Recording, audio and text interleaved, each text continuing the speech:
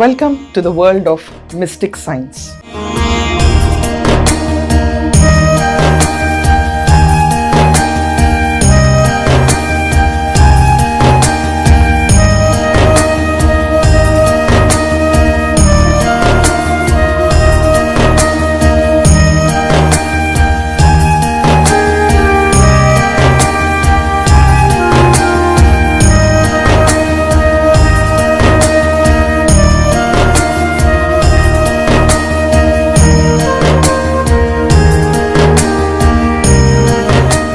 What is mystic science?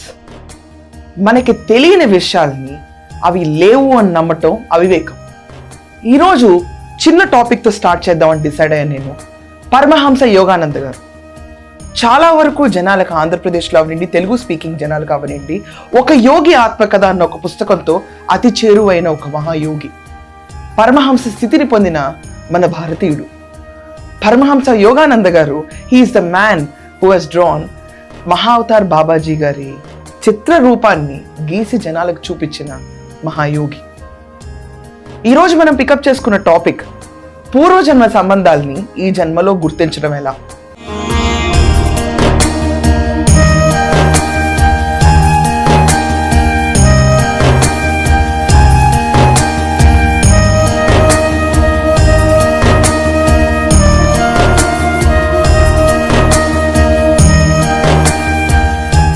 Observe చేస్తే చాలా మందిని మనం కలుస్తూ ఉంటాం. ప్రతి ఒక్కళ్ళ కళ్ళలో కళ్ళు పెట్టి చూసినా కూడా అప్పటికప్పుడు వచ్చిన spur of moment and attraction వల్ల వీళ్ళు మనకి తెలుసు అనుకుంటాం. కానీ కొన్ని సంబంధాలు ఉంటాయి, చూసిన వెంటనే ఎన్నో ఏళ్ళ నుంచి వీళ్ళు మనకు తెలుసు, అరే వీళ్ళని మాత్రం నేను ఎక్కడో చూశాను, వీళ్ళు నాకు బాగా తెలిసిన వాళ్ళు. ఇలాంటి భావాలు మనలో ప్రేరేపిస్తూ ఉంటాయి. మనం ఎక్కడైనా కలిసామా? ఇది వరకు మనం ఎప్పుడైనా చూసామా? లేకపోతే ఇప్పుడున్న సోషల్ మీడియా హవాలో ఎక్కడైనా పొరపాటున ఫోటో చూసామా అని కూడా రికలెక్ట్ చేసుకోవడానికి ట్రై చేస్తూ ఉంటాం. వాళ్ళే మన పూర్వజన్మ సంబంధాలు.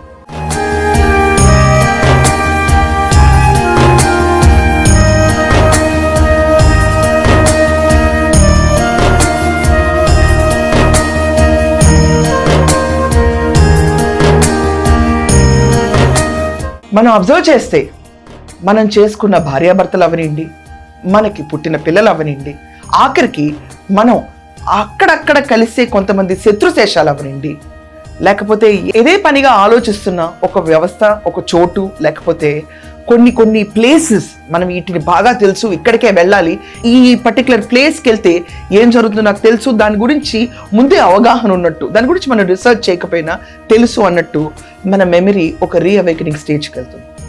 That is called soul awakening moment. మనం అర్థం చేసుకుంటే శత్రువులు మన ఇంట్లో భార్యాభర్తలుగా రావచ్చు, పూర్వజన్మ ప్రేమ వాసనలు తల్లి తండ్రి కూడా మన పిల్లల్లా రావచ్చు, లేకపోతే మన స్నేహితుల్లా రావచ్చు, లేకపోతే అవకాశం లేకపోతే ఆఖరికి మనం చేసుకునే పోయే వాళ్ళ రూపంలో రావచ్చు. ఏదో ఒక రూపేణ పూర్వజన్మ సంబంధం ఈ జన్మలో మనకు కనెక్ట్ అవుతుంది. ఎన్ని జన్మలు మారినా ఒక మనిషికి మారింది ఒకే ఒకటి, వాళ్ళ కళ్ళు మాత్రం ఎన్ని జన్మలెత్తినా, సోల్ ఎన్ని రూపాలుగా మారి ముందుకెళ్ళినా వాళ్ళ కళ్ళు మాత్రం ఎప్పుడు మారవు, ఒకే రకంగా ఉంటాయి. ఈరోజు మనం చూస్తున్నట్టయితే కన్ను అంటే బయటకు కనిపించే కన్ను అంటే ఎస్, ఫిజికల్లీ కనిపించే కళ్ళ కలర్ అవనండి, లేకపోతే వాటికున్న పర్సెప్షన్ అవనండి, ఇవి మాత్రం ఎన్ని జన్మలకి మారవు. ఆజ్ఞాచక్రంలో ఎమిట్ చేసే బ్లూ రే దగ్గర నుంచి ప్రతి ఒక్కటి ఇంటాక్ట్ ఉంటుంది. మన కర్మలు అనేవి మన చుట్టూ ఎంత వెంటాడతాయి అంటే, ఇంగువ కట్టిన బట్టకి వాసన ఎలా పోదో, ఈ శరీరం అన్న ఒక తోలును తగిలించుకున్న ఈ ఆత్మకి తన కర్మలు కూడా అలాగే పోవు. దీన్నే సంస్కారాలు అంటారు. ఇవి గుర్తొస్తూ ఉంటాయి మనకి, మనం లాగుతూ ఉంటాయి, మనం ఇదివరకు నడిచిన బాటల్ని ప్రేరేపిస్తూ ఉంటాయి. ఇదే కర్మ సిద్ధాంతం.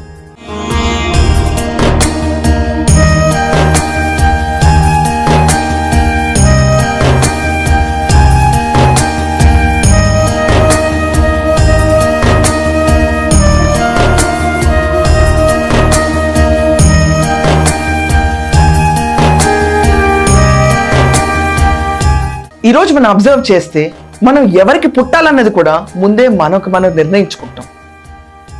ఏ తల్లి గర్భాన్ని ఎంచుకోవాలన్నది కూడా మన ఆత్మ తనకు తను నిర్ణయించుకుని ఆ గర్భంలోకి వెళ్తుంది. ఇక్కడ ఈక్వేషన్స్ చాలా సింపుల్గా మ్యాచ్ అవుతాయి.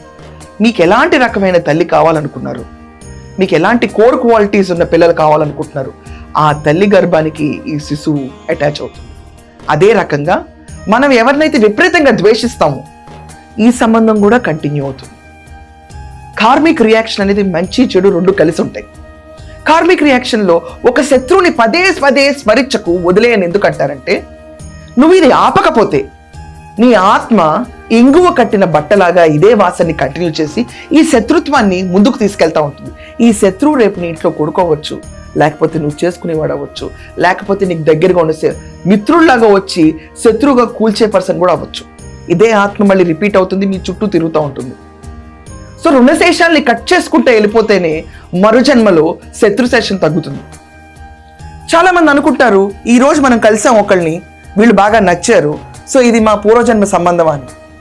ఇది ఐడెంటిఫై చేయడానికి ప్రతి ఒక్కళ్ళు ఒక డీప్ ట్రాన్స్ ఆఫ్ మెడిటేషన్లోకి వెళ్ళాలి. మన సోల్ అండ్ బాడీని ఒక పర్ఫెక్ట్ ఆల్టిట్యూడ్లో మెయింటైన్ చేయాలి. పరమహంస యోగానంద గారు ఆఖరికి యోగ నిద్రలోకి ఎలా వెళ్ళాలనే క్లాసెస్ కూడా నేర్పించారు. సబ్ కాన్షియస్ మైండ్ యాక్టివ్గా ఉంటుంది. అది ఫీడ్ అయిన డ్రీమ్స్ సబ్ కాన్షియస్గా పనిచేస్తూ ఉన్నంత కాలం మనం ఒక స్టేబుల్ మైండ్ సెట్లోకి వెళ్ళాం. The moment we practise stable mindset and learn how to sleep deep and focus, ఖచ్చితంగా మనం చెప్పగలుగుతాం, వీళ్ళు నాకు ఎప్పటి నుంచో తెలుసు, వీళ్ళు ఇప్పుడే తెలుసు.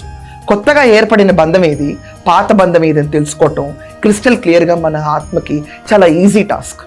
Yoga is not magic, sword swallowing or crystal gazing, but it's the art of super living as discovered by the ancient sages of India in 1500 BC.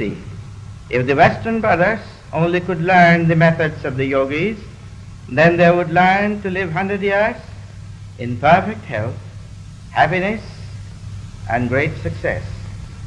You people do not sleep correctly and allow your sleep to be disturbed by the mental movies of dreams. You subconsciously worry about unpaid bills and troubles.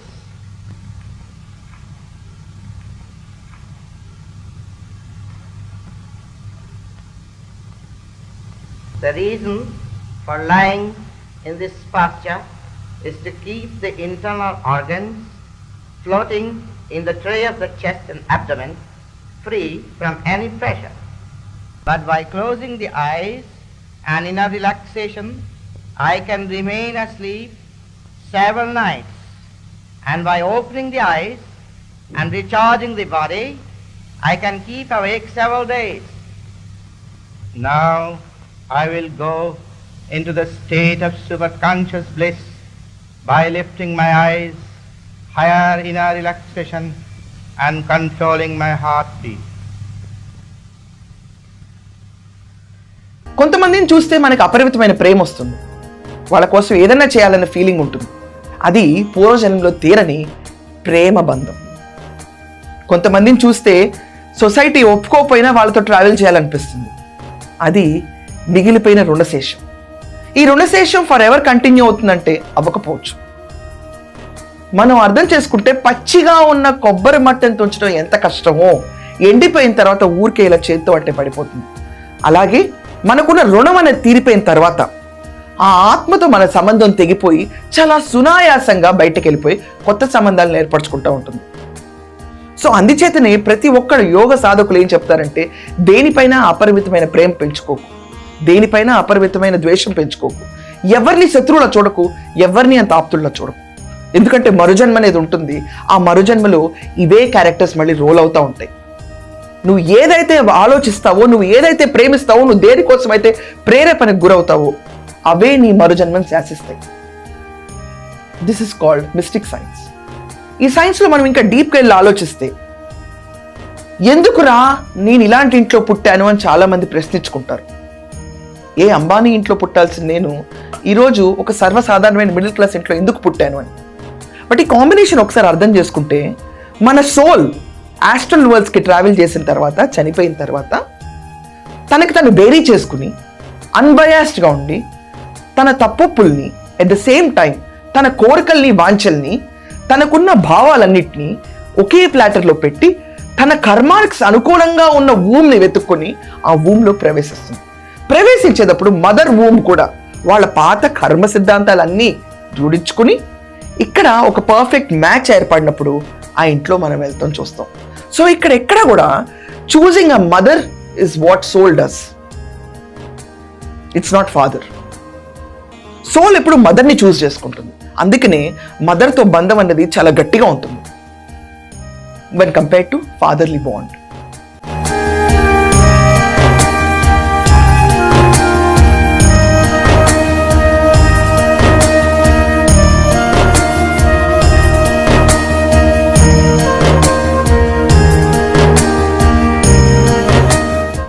మనం observe చేస్తే we are victims of victims. వాళ్ళు తీసుకున్న కోరికల మీద మనకున్న కోరికల మీద కలిసి మానవ జన్మ ఎత్తినప్పుడు వాళ్ళని నిందించడం, దూషించడం తప్పు. ఇది నువ్వు కోరుకున్న జన్మే. తిరగరాయాలనుకుంటే నీకు నువ్వు సహజ సిద్ధమైన స్థితికి వెళ్ళి మనసులో ఎలాంటి ఆలోచన లేకుండా పాస్ట్ అండ్ ఫ్యూచర్ని పక్కన పెట్టి ప్రెజెంట్లో కనుక నువ్వు ఉండగలితే నీ concentration and power billion times పెరిగిపోతుంది.